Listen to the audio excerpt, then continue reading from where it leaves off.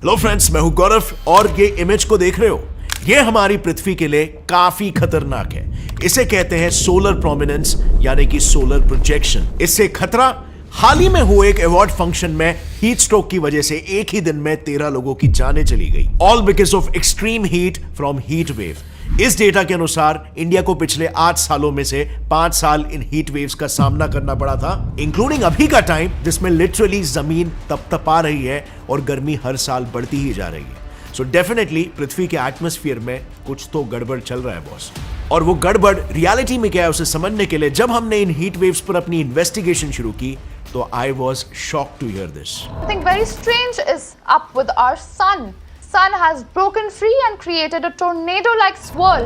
Yes, problem पृथ्वी के atmosphere में नहीं है बल्कि हमारे सन में है। साइंटिस्टों के हिसाब से एक मेगा सोलर प्रोमिनेंस की वजह से सन का एक बड़ा सा टुकड़ा टूट चुका है और 96 किलोमीटर पर आवर की स्पीड से ये किसी टोर्नेडो की तरह उसके नॉर्थ पोल के चक्कर काट रहा है। अब ऐसा नहीं है कि ये प्रोमिनेंसेस कोई पहली बार हुए हैं, ये फीचर सभी स्टार्स में काफी कॉमन है, पर इसकी वजह से किसी भी स्टार का टुकड़ा नहीं टूटा है एक्सेप्ट आवर सन। जबकि सन फिलहाल अपने मिडिल एजेस में है और अपने अंत से बहुत दूर है, और ऐसे एक मेजर पीस का ब्रेक ऑफ हो जाना तो किसी भी स्टार के साथ कभी देखा नहीं गया है। दरअसल 1000 BC में बेबीलोनियंस ने ये समझ लिया था कि सभी सोलर एक्लिप्स एक पर्टिकुलर पैटर्न को फॉलो करते हैं जो मून के मोशन पर डिपेंडेंट है, और इसीलिए उन्होंने मून के मोशंस को स्टडी करने की ठान ली। इस स्टडी के दौरान उन्होंने ये देखा कि मून के 3 अलग अलग मोशंस हैं। लूनर मंथ LM यानी कि एक न्यू मून से दूसरे न्यू मून तक का टाइम, एनॉर्मलिस्टिक मंथ AM यानी 1 complete orbit rotation of moon,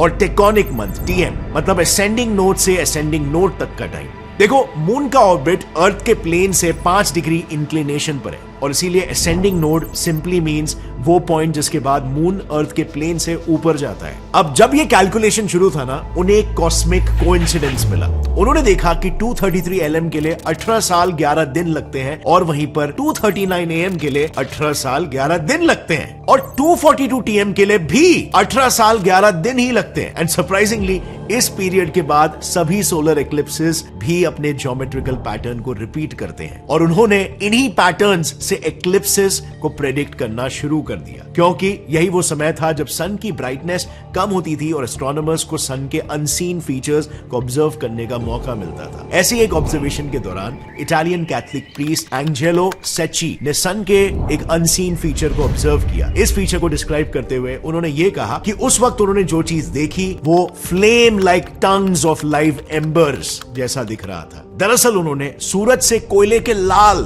ठड़कते चिंगारियों को बाहर निकलते हुए देखा था। इस ऑब्जर्वेशन के बाद सभी एस्ट्रोनॉमर्स सन की स्टडी के लिए सोलर एक्लिप्स का इंतजार करने लगे until 1860। 1860 में 2 जर्मन साइंटिस्ट गुस्ताव किरचॉफ और रॉबर्ट बर्नसेन ने स्पेक्ट्रोस्कोप को इजाद किया, जिसके बाद एस्ट्रोनॉमर्स को यह पता चला कि अगर उन्हें सन को स्टडी करना है तो उन्हें सोलर एक्लिप्स तक रुकने की कोई जरूरत नहीं है। वो स्पेक्ट्रोस्कोप की मदद से सन को जब चाहे तब ऑब्जर्व कर सकते हैं। एंड फाइनली इस रियलाइजेशन के बाद एस्ट्रोनॉमर्स ने 18 अगस्त 1868 में हुए एक्लिप्स को स्पेक्ट्रोस्कोप की मदद से फोटोग्राफ किया। इस फोटो से यह पता चला कि एंजेलो सेची ने जिन चिंगारियों की बात की थी वो असल में कुछ और नहीं बल्कि सन का ही एक हिस्सा है, जिसको उन्होंने नाम दिया सोलर प्रोमिनेंस, और यहीं से सन को ऑब्जर्व करने का सिलसिला शुरू हुआ। और ऐसे ही एक ऑब्जर्वेशन के दिन जब साइंटिस्ट सन के सरफेस को स्टडी कर रहे थे तब उन्होंने उस पर कुछ ब्लैक स्पॉट्स को ऑब्जर्व किया, जिन्होंने आगे चलकर सन के 2 इंपॉर्टेंट मैकेनिज्म्स को रिवील किया। इस मैकेनिज्म से एक बात पता चली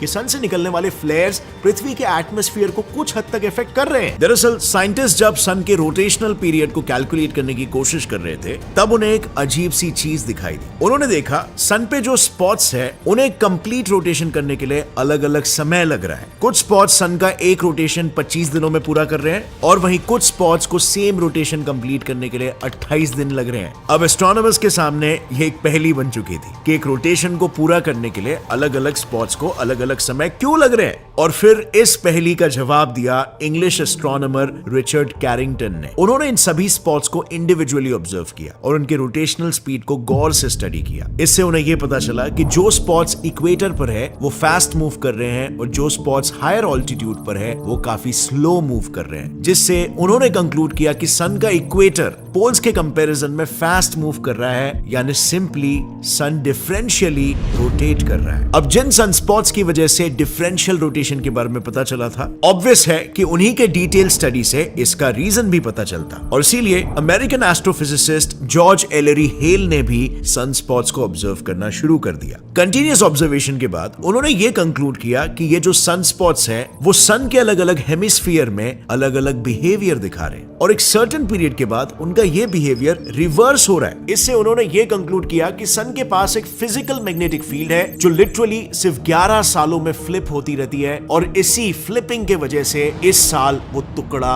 टूट गया है। अब देखो, ज्यादा घबराने वाली बात वैसे नहीं है, क्योंकि जो पार्ट टूटा है ना वो बस 0.1% ऑफ सोलर मास है, और इससे सन और अर्थ के बीच के ग्रेविटेशनल फोर्स पर ज्यादा इफेक्ट नहीं पड़ेगा। हाँ, लेकिन घबराने वाली बात तब होती अगर एटलीस्ट 35% मास गायब हो जाता, क्योंकि प्रेजेंटली यूनोसा के अनुसार पूरे सोलर सिस्टम में करीब 17,500 मैन मेड स्पेस ऑब्जेक्ट्स अर्थ के इर्द गिर्द घूम रहे हैं, जिनमें से एटलीस्ट 4,852 सैटेलाइट्स एक्टिव है। इसका मतलब अगर सन का एक बड़ा टुकड़ा निकला और उससे उसकी ग्रेविटी कम होती है, तो पृथ्वी, सारे प्लैनेट्स, उनके मून्स और सभी मैन मेड ऑब्जेक्ट्स सन से दूर ड्रिफ्ट होने लगेंगे, और एटलीस्ट हमारे एक्टिव सैटेलाइट्स को उनके रिस्पेक्टिव पैथ्स पर बनाए रखने के लिए पृथ्वी के सभी स्पेस एजेंसीज को एक साथ अपने अपने सैटेलाइट्स के पैथ कैलकुलेशंस को विद इन मिनट्स शुरू से रीराइट करना पड़ेगा। अदरवाइज ये सभी एक दूसरे से टकराने लगेंगे और एक चेन रिएक्शन सा शुरू हो जाएगा। Luckily, as I said earlier, इसके होने के चांसेस काफी कम है। सन अपने एंड गेम तक पहुंचा ही नहीं है, तो सिर्फ मैग्नेटिक फ्लिपिंग की वजह से सन में इतना विगरस रिएक्शन क्यों हो रहा है? वेल, इसे हम 3 सिंपल स्टेप्स में डिवाइड करके समझ सकते हैं। सबसे पहले, सन में हो रहे फ्यूजन प्रोसेस से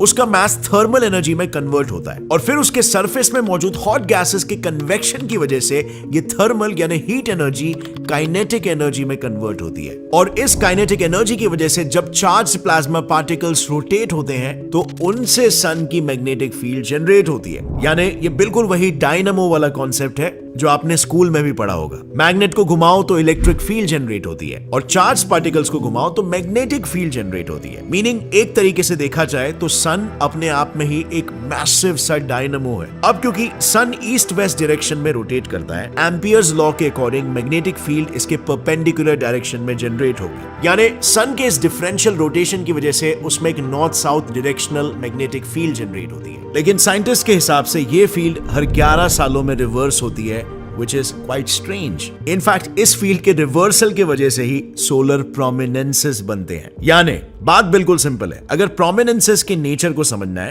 तो सबसे पहले सन के मैग्नेटिक फील्ड के बिहेवियर को समझना होगा। सो इस मैग्नेटिक फ्लिप को समझने के लिए जब साइंटिस्टों ने सन के नॉर्थ साउथ मैग्नेटिक फील्ड को कंसिडर किया, तब उन्हें यह पता चला कि मैग्नेटिक फील्ड लाइंस सन के प्लाज्मा मोशन के साथ कनेक्टेड है, क्योंकि अनलाइक अर्थ, सन पूरी तरह से चार्ज प्लाज्मा से भरा हुआ है, और ये चार्ज पार्टिकल्स मैग्नेटिक फील्ड के डायरेक्शन को इफेक्ट करते हैं। अब क्योंकि सन डिफरेंशियली रोटेट करता है, इसीलिए इक्वेटर पर मौजूद लाइंस एक रोटेशन के बाद ट्विस्ट होंगे, और उसके कई रोटेशंस के बाद पिक्चर कुछ ऐसी दिखेगी। यानी यहां पर आप क्लियरली देख सकते हो कि नॉर्थ साउथ से east west directional field generate हो रही है, और इस रोटेशन के चक्कर में मैग्नेटिक फील्ड ट्विस्ट और एंटेंगल होकर एम्पलीफाई होती है। इस पूरे प्रोसेस को साइंटिफिक लैंग्वेज में ओमेगा इफेक्ट कहते हैं। पर सरप्राइजिंगली, जिस प्लाज्मा रोटेशन ने इस फील्ड के डायरेक्शन को चेंज किया, वहीं उसे फिर एक बार फ्लिप करके फुल रिवर्सल करने पर मजबूर करती है। सो होता यह है कि ईस्ट वेस्ट फील्ड बनने से अब फील्ड डायरेक्शन और प्लाज्मा रोटेशन का डायरेक्शन सेम हो जाता है। प्लस प्लाज्मा गर्म होने से उसमें कन्वेक्शन करंट्स की वजह से वॉर्टेक्सेस यानी गर्म हवा के बवंडर बनते हैं, जो प्लाज्मा में मौजूद फील्ड लाइंस को लिफ्ट करके ट्विस्ट और टर्न करते हैं। इससे इन लाइंस में मैग्नेटिक रिकनेक्शन होता है, जो इन फील्ड लाइंस के ऊपर डिटैच्ड होकर मैग्नेटिक लूप्स बनाते हैं, और इस प्रोसेस के कंटिन्यूअसली होने से ईस्ट वेस्ट डायरेक्शन में कई सारे छोटे छोटे मैग्नेटिक लूप्स फॉर्म होते हैं, जिनके इफेक्ट्स को अगर हम ऐड करें तो एक लार्ज करंट जनरेट होता है, और फिर ये करंट इन टर्न अपने परपेंडिकुलर डायरेक्शन में यानी नॉर्थ साउथ डायरेक्शन में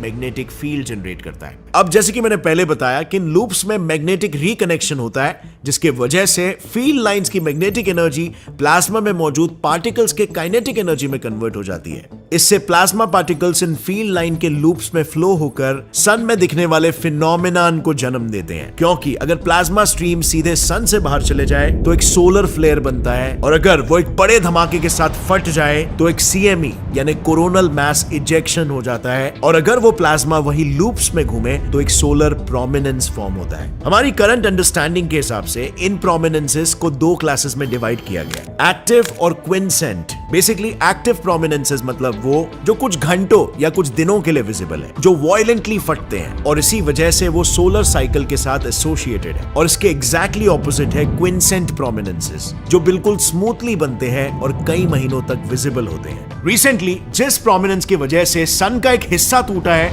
वो इतना वायलेंट है कि उसे साइंटिस्टों ने सन के मैग्नेटिक फ्लिप के साथ लिंक कर दिया है, यानी कि ये प्रोमिनेंस एक्टिव कैटेगरी में आता है।